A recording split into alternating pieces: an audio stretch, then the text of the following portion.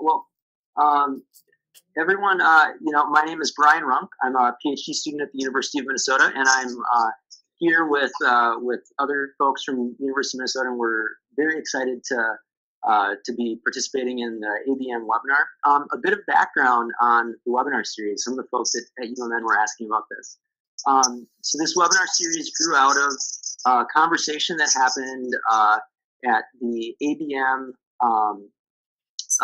conference in San Diego I believe that was in April. And there was a realization that there's a need within the community, particularly among graduate students, to engage more deeply across institutions and engage more frequently with kind of the leading scholars in the field, because everyone's distributed globally. And so this is one of the ideas that came out of how to address it. So it's my distinct honor to introduce David O'Sullivan today. I think those of you who have read his work know that he has a particularly unique ability to illuminate kind of theoretical connections with computer simulation, and particularly his ability to bring in complexity theory, allow that to speak to human geography, and then allow human geography to speak back to complexity theory. I know that there's a fan club here at the University of Minnesota. You can't see us, David, but we're wearing T-shirts with your face on it, and I'm sure that that's happening other places too. Broadly, David is a human geographer, and he, as you're going to see today in his talk, is really interested in mixed methods geography, and I'd say very deep mixing. This isn't a little shallow bit of a few qualitative interviews, but going deep into the humanities with narrative. Some of the common threads that are fundamental concepts in spatial analysis, modeling, visualization, and the implications of geospatial technologies, computation, and especially the complexity sciences are all interests of his. And it all gets deep into this question of how we should represent the world in computers and in geography. So at the most general level, he explores relationships between spatial structures and processes. So I give a plug for his book that was published about 4 years ago, Spatial Simulation, Exploring Pattern and Process, where he, in my opinion, does a really wonderful job of systematically laying out these ideas. And so with that, I'll pass it over to David, and we're very excited to have you here today, and we'll do our digital clap for you. Well, thank you, Brian. Can everyone hear me? It's a little. I've done a few of these in the past, and it's a little hard sometimes to know if you're being heard. Anyway, I guess I will press on. And so, first of all, thank you very much, Brian, for that very flattering introduction. I sometimes wonder if I can really deliver on all of that kind of promise. I certainly aim to deliver on the promise of some of what you said, but I'm not sure. We'll have to see what people think after I've given this talk. Ahead of the talk, I should make one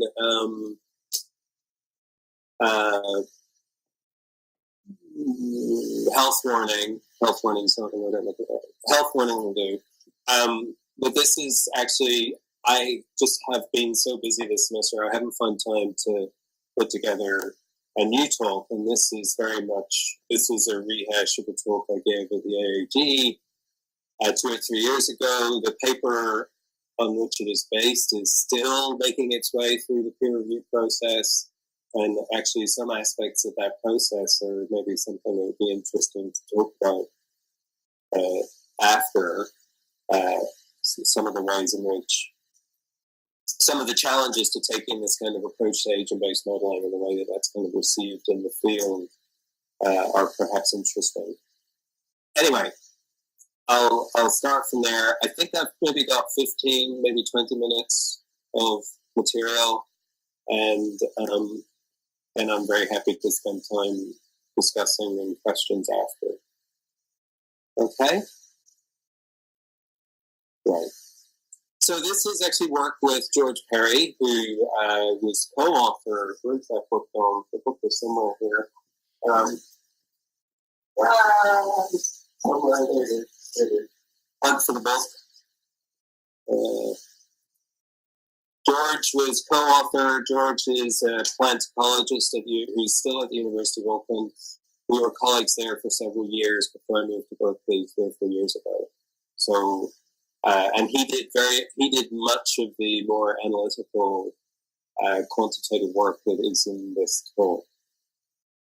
So what there's a kind of a big story here in terms of the research topic, the research questions that underpin this work. There's a model at the center of it, an agent-based model, which those of you who have read or looked at this book will be somewhat familiar with, probably.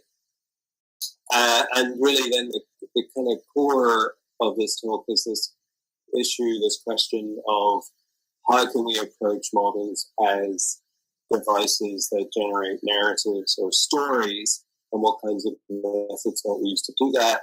And then I have some very tentative conclusions coming out of all of that. So the big story first.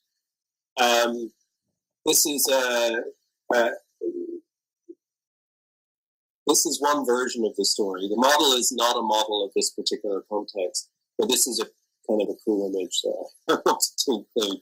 What this is an image of is the birds on the ground are moa, and the moa are no more in New Zealand. They are the largest flightless birds, pretty akin to dinosaurs that were present in New Zealand before humans arrived. In this picture, they're being attacked by an eagle, which no longer exists either, the Haast's eagle, which preyed on moa, astonishingly. And these were vast birds with bigger eagles than anything that is still around. Apparently, they used to just sort of put their wings back and fall out of the sky. And there's fossil evidence of moa with kind of talon marks in the bones. So this is an artist's impression of that world. The moa are no more. This is a ridiculous rhyme that is picking out the wall. Here, there it is. No moa, to a moa, can't get them, they've had them. People had them. So the eagles preyed on them, but it was people that did for them. And they're gone and they're moa. So that's the context. It's this question of, just to give you a size of the sense of the scale of these animals, this is a scientist standing next to a skeleton. They were huge, really giant megafauna. And this is work that George Perry has been involved in with a bunch of others in New Zealand. Up here in the top image, we have estimates of when humans first arrived in New Zealand. These estimates are kind of based on the archaeological record. Somewhere probably in the 13th century is the best estimate. And then we have estimates of the extinction of moa, which took not very long. Humans are pretty dangerous animals when it comes right down to it. The moa disappeared within a couple of 100 years of human arrival. And it's in this context that the model that I'm going to talk about is kind of constructed. Another picture of the ways in which humans impacted the New Zealand landscape. And New Zealand's actually pretty interesting. We tend to think of it as this kind of unspoiled place, but what it actually is evidence of how incredibly rapidly humans can alter ecosystems. These are maps of the forest cover of New Zealand before human arrival in somewhere before the 13th century. By the 19th century, before European arrival, and into the present. So the green is the forest cover, and we can see that what was essentially almost entirely forest covered is now has very sparse forest cover, apart from the western side of the South Island. So this is the kind of context. It's human settlement of islands broadly conceived in the Pacific. And we're kind of interested in exploring questions of how does this occur? How contingent is it on the particular events on particular islands? Is it something that's inevitable? What are the kind of time frames? What are the kind of histories what are the different kinds of histories that might emerge in different particular settings? And we wanted to use agent-based modeling and simulation modeling more broadly to explore these questions.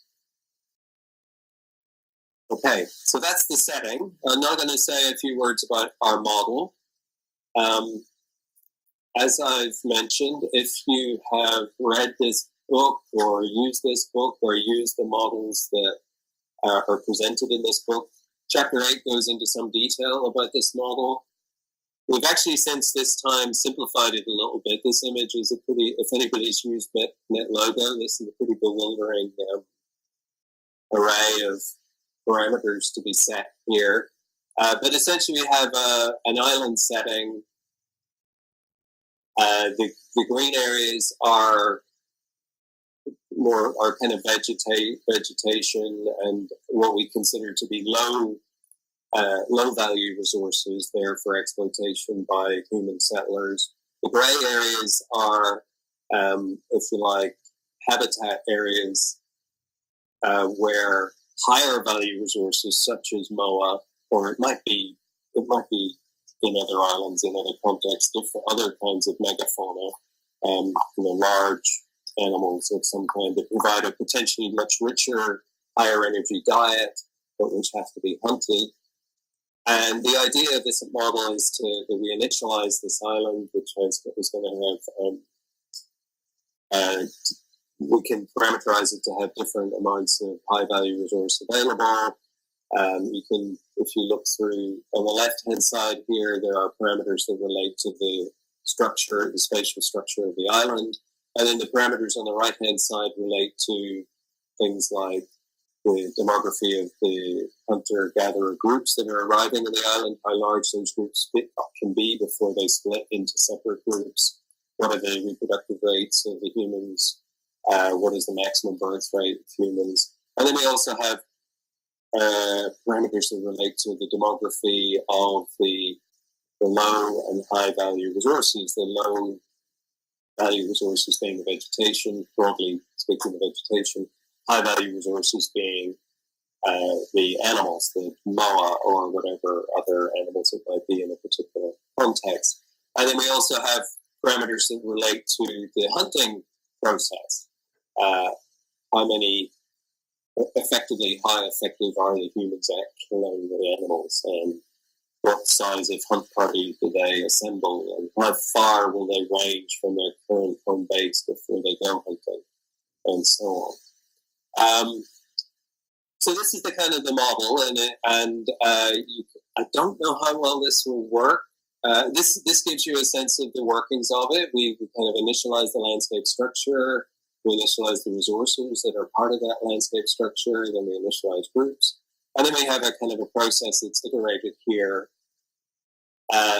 where we first of all check if there are any groups still on the island, and if they're not, the model stops. If there are, then the various hunter-gatherer groups that are on the island assess their situation. How well are they doing? Do they need to go hunting? How many hunts should they engage in a particular month? The time interval in the model is a month, roughly speaking, a month. 12 ticks in the model to a year. And then having made decisions about whether they're going to go hunting or not, they engage in hunting. And they also forage locally. We update the map, and we update at the end of the year, the human groups and also the resources replenish. They reproduce, population grows, and so on. There's also, on the right-hand side here, there's a flow chart that gives you some of the details of how the hunting proceeds.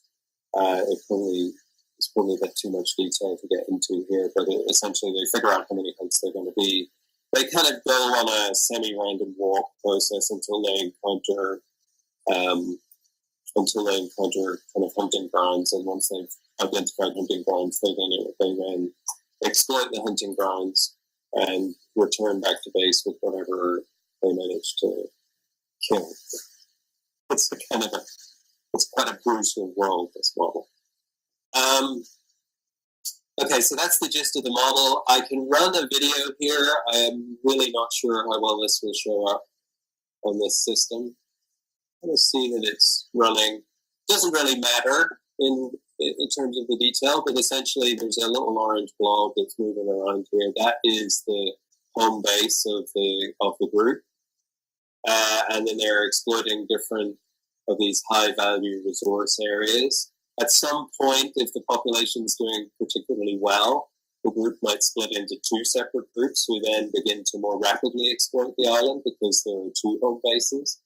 Just watching this, I can't remember if it does that. So at some point, if the population of the group goes beyond that maximum group size, the group splits and kind of carves the island up into two different territories. And at that point, exploitation will tend to proceed a lot more rapidly because there are now two groups exploiting different parts of the island. But then there are other model runs where they don't do so well. Maybe they don't find the high-value resource quickly enough and the population doesn't do so well and they decide it's not such a great island after all, and they leave. This runs for quite a while, so it's probably not particularly educational to watch it to completion. So I'll stop that. You can see here it says on the right-hand side there are about 30 or so model parameters. There are quite a large number of potential measures of the outcomes in terms of how successful the group is at exploiting the island resources, what the population is over time. It's quite difficult to analyze all of this. And really, the frame with which we wanted to approach this was something that I kind of talked about in the much earlier papers, was to kind of say, well, here we have this model that's got all this detail, and yet the typical approach to analyzing such models is to just use these summary statistics. There's a paper which I think I sent Brian beforehand that James Millington is the lead author on, where he describes this approach to analyzing models as the kind of pile of numbers approach. And that's kind of, in a sense, that's the traditional way that we look at these things. We go to all this trouble of making this really detailed model with all these details, all these specific details of what hunter-gatherer, in this case, the hunter-gatherer group is getting up to month by month, all these different actions that they're engaged in. And there's potentially quite a lot of that's quite rich in terms of all the events that are unfolding and all of the detail that we're going through all this trouble to model. And yet what we tend to do is to kind of boil it down to a bunch of summary statistics. And I think one of our kind of key claims here is that why put all that detail into the model if we're not going to make use of it when we report the results from it?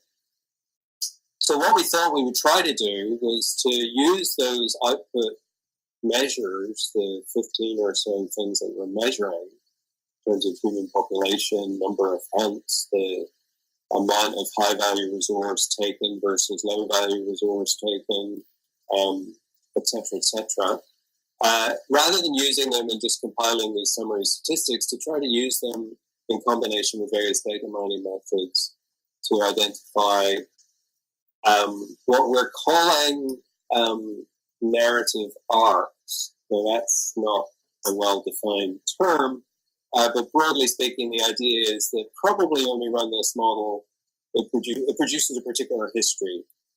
And if we run it thousands of times, it produces lots of different histories. But there are presumably some kind of common threads to those different histories. And we're kind of suggesting that it's maybe more instructive, rather than focusing on kind of end outcomes, or how long did the population survive, or how long did it take to completely despoil the island, We're more interested in what was the kind of sequence of events, and can we identify time series that are kind of characteristic, and are there different groups of those? So we kind of deploy a series of data mining methods to find the model parameters that are most relevant to producing these different narrative arcs. Now, this is where I have to kind of put my hand up and say that although I kind of understand these methods in general, I don't have a complete grasp on them in detail. And this is also an aspect of the paper that has changed in the revisions that we've been doing for publication. So we've actually simplified quite a lot of this because it was a problem in terms of communicating what we were trying to do. So I'll very quickly go through this. But in essence, what we've done is to try to identify broad categories of history. And here you can see, broadly speaking, there are successful colonizations of the island and there are failed colonizations of the island. And they have we can relate those to the different parameter settings that we use to configure the model. And this is true whether we look at a whole bunch of different islands, or if we look at the same island multiple times. We see, broadly speaking, there are successful colonizations where the human population grows to quite high levels, and exploitation of resources proceeds to its fullest extent. Now, success and failure are obviously framed in terms of the human population, in terms of English language. Ecologically, we might think of success as actually being a catastrophe, but that's a different question for a different talk. We apply. This is. These colors here show different clusterings that we've been able to produce of the different island histories, expressed with respect to different parameters that we're measuring. The number of ticks being the length of the duration of the settlement in years, model years, the size of the island, the initial settler group population, the average population over time, the mean number of higher value resources killed, the time at which the kill maxed out in terms of years since initial settlement, and so on. And you can see that there is some coherence to this clustering. We can also summarize some of the various variables in relation to these clusters. Now, broadly speaking, in this particular analysis, we identify 6 kind of classes of time series. We've not given them very evocative names. These are very literal kind of names. Something that's missing here is the cases where the initial settlement is just in a very bad location, and the settlers decide that the island is no use to them and leave immediately. But another bad outcome for the settlers is that they just don't do very well over an extended period of several years, and they give up on the island. So the population falls. These are populations. I can't remember exactly what these lines are. Let me just quickly see. Yeah, they show up. So the black line is population. The red line is kill of the high value resource. The blue line is how many are actually consumed, and the green line is the local exploitation of the low value resource. So probably the key one here is the black line for population. And then the red and the blue lines give you an indication of how well the hunting is going. And you can see that when the hunting goes badly, they basically just leave. The L here is an indication of the group left, leaving the island. Then we have more successful settlement over a median term of several decades. But you can see here that the population of the human settler group never really takes off. They're kind of eking out an existence, but just barely. This is their population. It never takes off. Then we have a higher exploitation regime over several decades into the century. These are just typical stories, not summary stories. Then we have shorter term medium exploitation, and then we have very short intense exploitation. You can see here population of the human group actually took off pretty rapidly, and then because it took off rapidly, kind of wiped out the hunting grounds and they then left. So there are these kind of different stories. Now, if we were better storytellers, we could probably write sort of pen portraits of each of these and sort of describe each of them in a little bit more detail. And that, I think, would be going the next step of connecting this highly data-intensive analysis to maybe a more interpretive analysis that perhaps someone in archaeology or anthropology or ecology might be able to kind of make some sense of. So instead of us speaking this language of statistics, we'd be speaking in the same language that other researchers in this area are interested in. So I'll not say very much about this slide, but in essence, those are the data mining methods we were using. In this case, random forests, I believe. We're able to kind of relate how dependent each of those different characteristic narrative arcs is on the different input variables, and so we're then able to maybe speculate or talk in a kind of more theoretical way about what are the conditions in place in particular islands in particular contexts that are most likely or more or less likely to lead to different outcomes over time. Okay, so now reflecting on some of that and kind of attempting to come to some conclusions, we're all, or at least many of us, I'm sure, are familiar with this, the butterfly effect. I think in some ways, and this is really what we're attempting to get at with approaching the analysis in this way, is that we're trying to get back to recognizing which is something we take from complexity science and to an extent from chaos theory, the degree to which the particular outcomes in particular cases are highly contingent on very local and particular effects. What we find in doing this work is that almost any outcome is any story, any narrative seems to be possible on any island. So a relatively low resource island can still lead to extended exploitation over a long period of time, or maybe with a little bit higher likelihood, it leads to a very short-term exploitation and then the humans leave and disappointed in the island.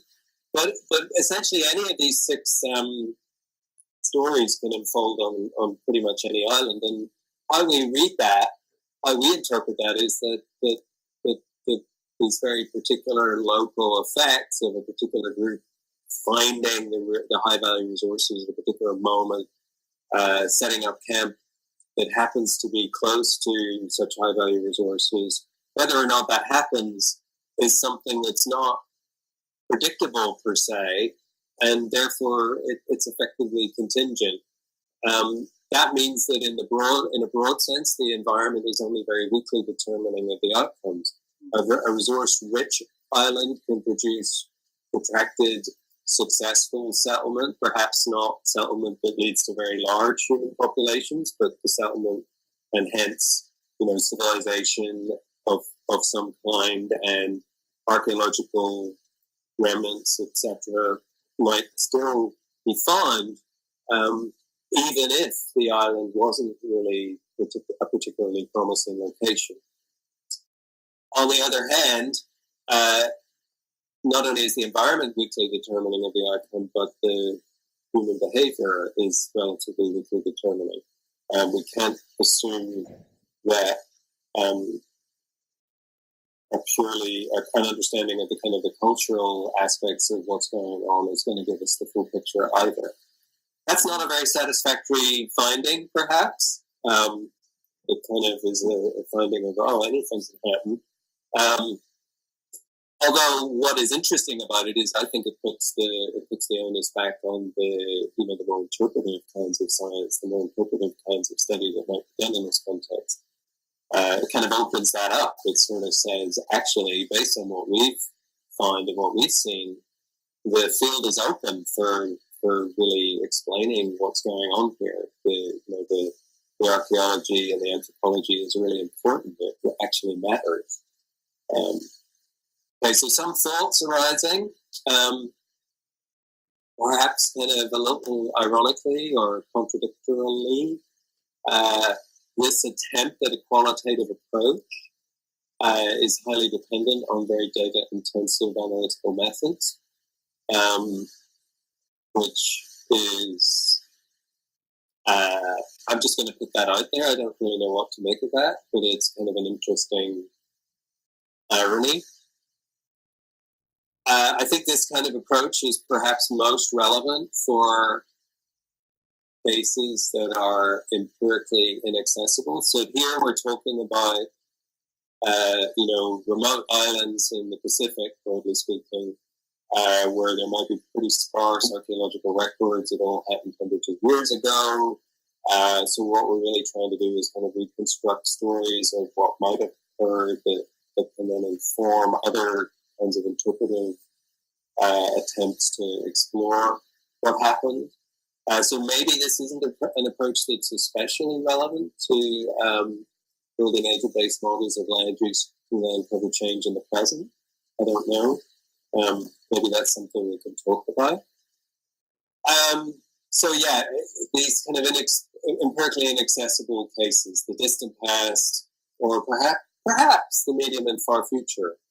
This kind of more qualitative approach to analyzing and exploring and understanding agent-based models, maybe it's most relevant for those more speculative uses of the tools. And with that, I'm going to stop and open the floor to questions. Which you are now. And I've I have time. I can sit on for quite a while. But thank you, and I'm interested to discuss. Thank you so much, David. Just to order how we're going to do the questions, just please say your name and institution. We'll have a conversation. Hi, this is Sarah Metcalf of Buffalo. Oh, hi, Sarah. I didn't know there were any faculty in the room. Oh, yeah, no, I'm here. I appreciated your talk, and I'm curious about, so I see the value of analyzing the parameter space of the model outputs to develop the clusters and get a sense of the potential range of stories. But I'm wondering, for a particular realization of the model based on one particular setting, maybe one that you picked after the complete analysis, would it be useful to drill down not just into the time series, but the sequence of events that transpired in the model by threading? There are ways of reporting what's happening at different points in the model that are key to the outcomes that you're seeing. Is that something that you've looked into or thought about how that could help articulate the narrative?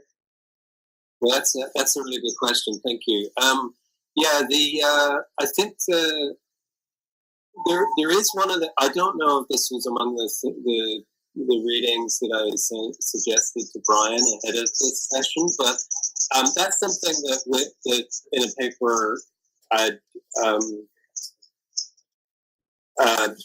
Millington, James Millington was the lead author.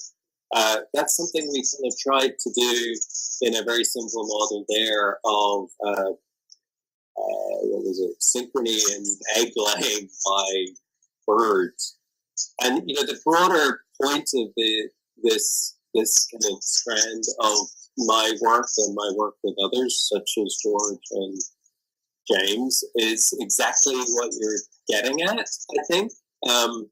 That here we are building these complicated models with thousands of elements and all these moving parts, and multiple agents and institutions and actors and dozens of parameters. And then what do? We kind of come up with 3 summary statistics and discuss them in those very,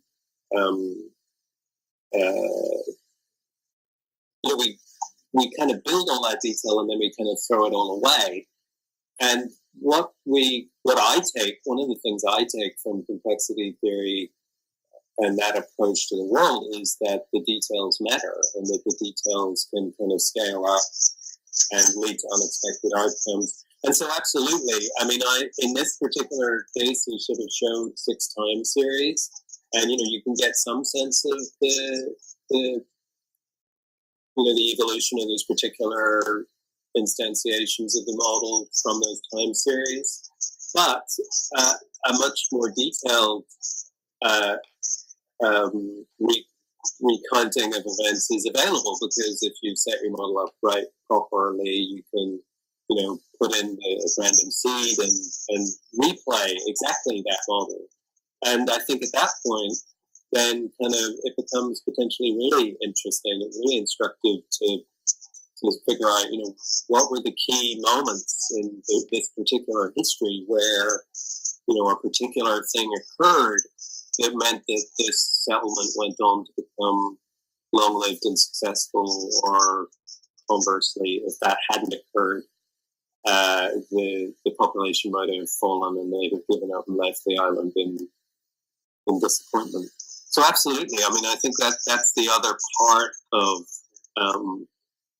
this, is trying to allow in to the way in which we talk about models and talk about the results and our understandings from models, allow in that kind of level of detail. I mean, I think that there is that kind of, I think we actually do this as model builders all the time. We build models and we kind of watch them and we kind of go, oh, look, this guy's,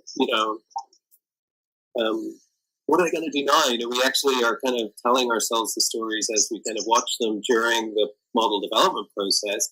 Right. We don't really have a well-developed way of presenting that in our results.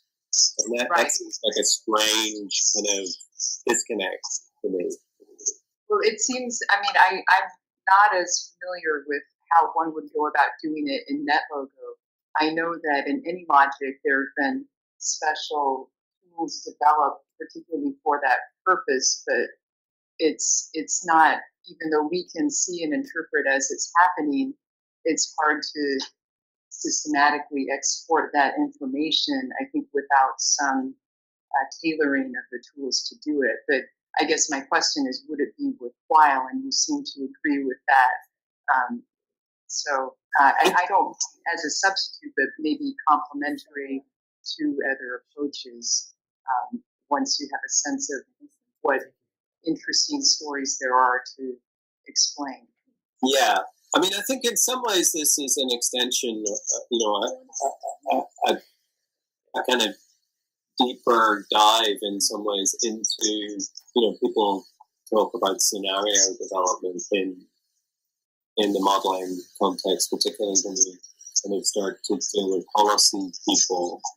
And this is a sort of a slightly, an attempt to think about, are there ways of going even deeper in that, going a little bit further in that direction, where instead of just having these broad clusters of outcomes, we actually look in detail at particular stories that our model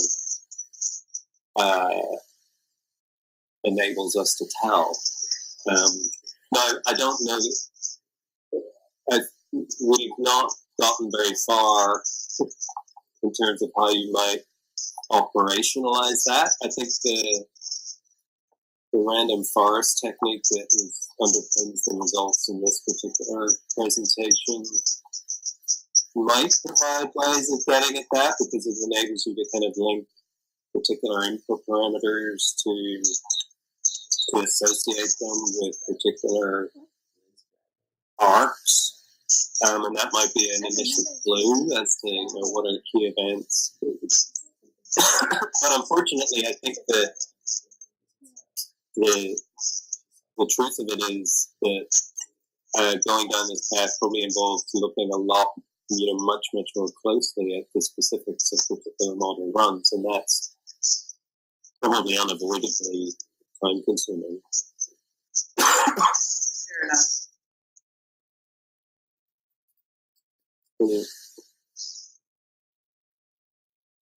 Yeah.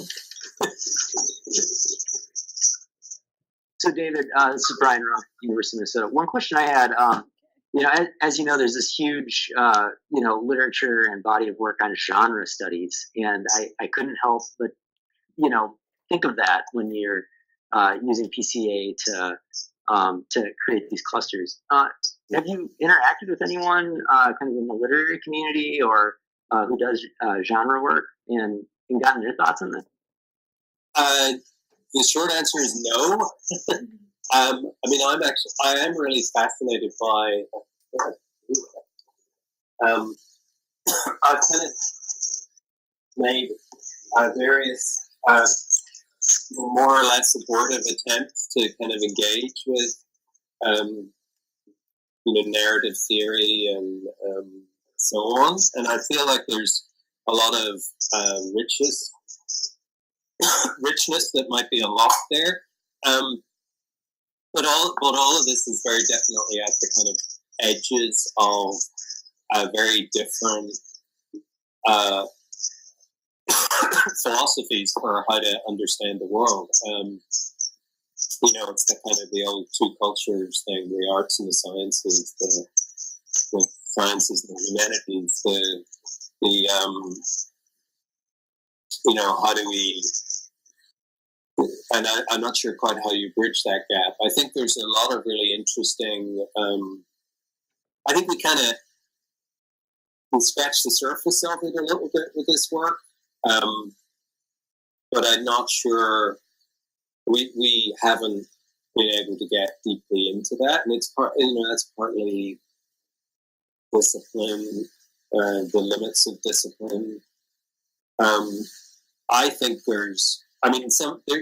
one sees really interesting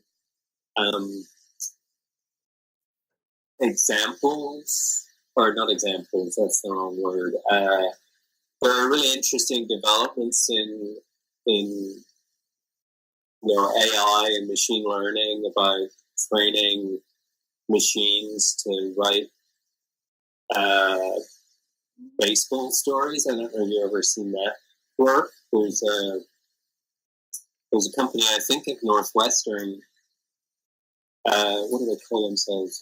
Narrative Science, I think is their name. And they've developed tools that enable a computer to take the baseball scores. So the data, there's this you get the score at the end of each of the 9 innings. And there's little summary symbol. I don't know baseball well enough to explain this exactly, but they can construct out of those sort of 18 numbers, as it were, the 9 innings, the 9 scores, convincing stories.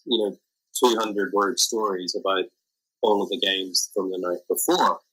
The sad side of this, if you're married to a journalist, is that this is putting journalists out of work, but the interesting side to it from my perspective is that here is an example of automatically generating stories, or maybe pen portraits would be a better description in this context, out of a set of numbers. Now, the reason that's possible with baseball stories is that baseball is this very confined, very particular world with very distinct limits on what can occur. There's only a very limited palette of options. There's only a very limited language for describing what unfolded. Obviously, when we start to think about models of land use change or archaeological models of the rise and fall of civilizations, etc., that expands the range a lot. I think one thing, just to something that another area that I've started to think about, and in some ways return to, driven by very similar urges here, is to think in terms of games as simulations, by which I mean board games or games with people around a table, and there's some really interest, because there, rather than kind of black boxing all of the mechanics into a simulation and then kind of creating for ourselves this problem of interpreting the black box, because you're working directly with people, the storytelling is kind of maybe a bit closer to the surface. Is that answer the question? You are now on. Yeah, it's fascinating. We use geodesign systems in a lot of our work to kind of extract narratives from people and help them co-construct narratives, with various water quality models or other ecosystem service models. And I've thought about how is it that, because right now it's all just spatial, and so the idea is that the hope is that it's increasing people's the complexity of their constructions of space is kind of what we think is happening, and the data says is happening. But the time aspect is really critical, and and so I've thought a lot about how to do the same thing with time, and it doesn't lend itself as easily to visualization and co-construction in the same kind of way that we have with these big touchscreens. And and what you're describing is really interesting to me, because if you could automate some of that story building process, it's a way to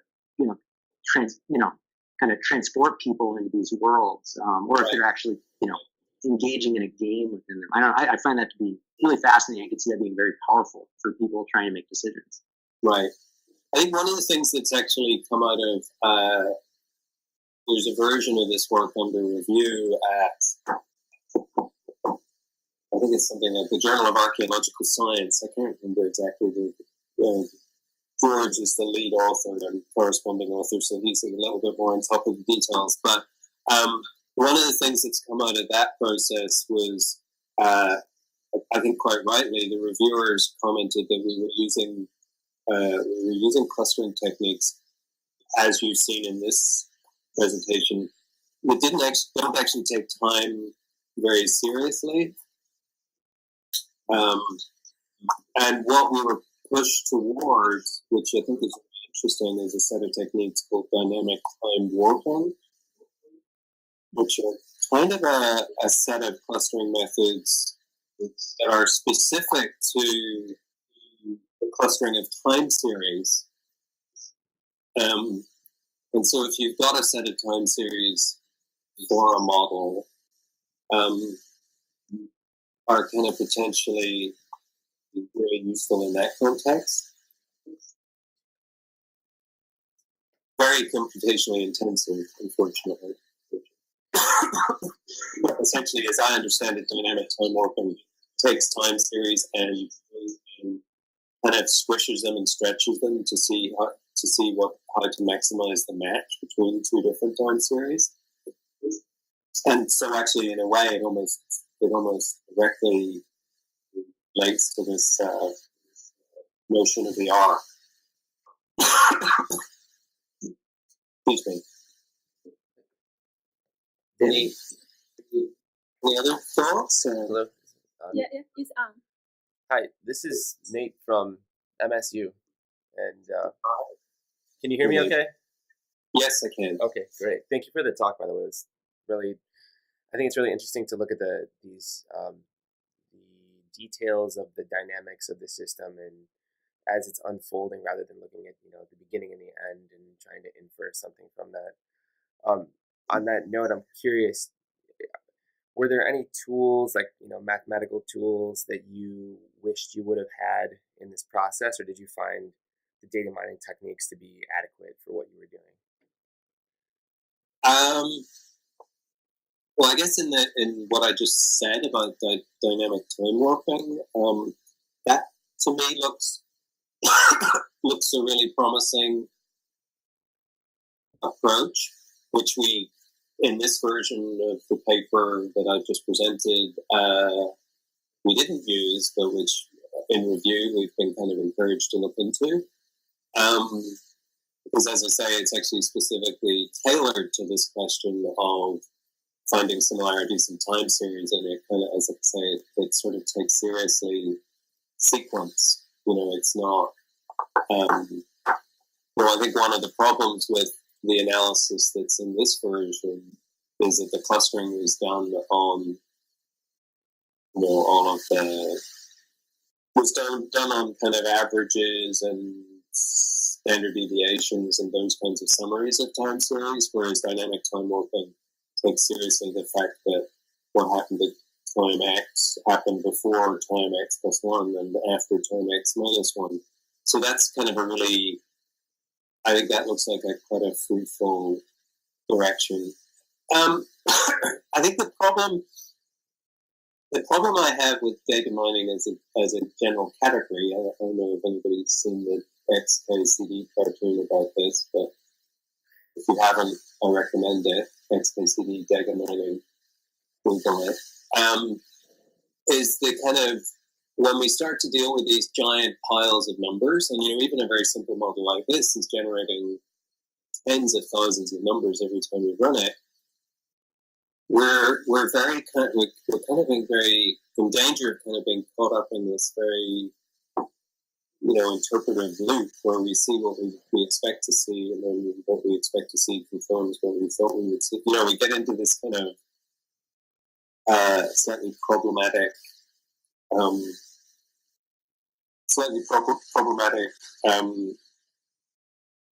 I think there's some kind of question of it's the science, to what degree we're doing science when we get into that kind of interpretive loop, and what degree we're doing something else. I'm not sure. Well, I think what is helpful, we dropped it for the revised version of this because it was causing problems with one of the reviewers just had never encountered the technique and was unhappy that it was, we were going to have to write a extended explanation of the technique, and that was going to get in the way of things. But the random forests stuff, which is kind of a version of regression trees, we find to be really interesting.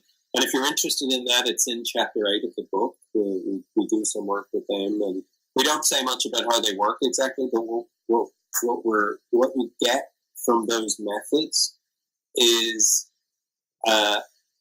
outputs which tell you the degree to which membership of different clusters in a classification is a function of the presence or absence of different input parameters. And that kind of gives you a bit of a nudge in the direction of explanation. I don't want to, no, explanation is too strong a term, but it gives you a nudge in the direction of justifiable interpretation, if that makes sense. Yeah. And so I think that I'm very wary of sort of unsupervised classification techniques that just spit out clusters, and then you're kind of on your own interpreting them. Because I think when that happens, you're kind of you're into this kind of troubling space where whatever prior expectations you brought to the process, you're only just confirming them. Mm-hmm.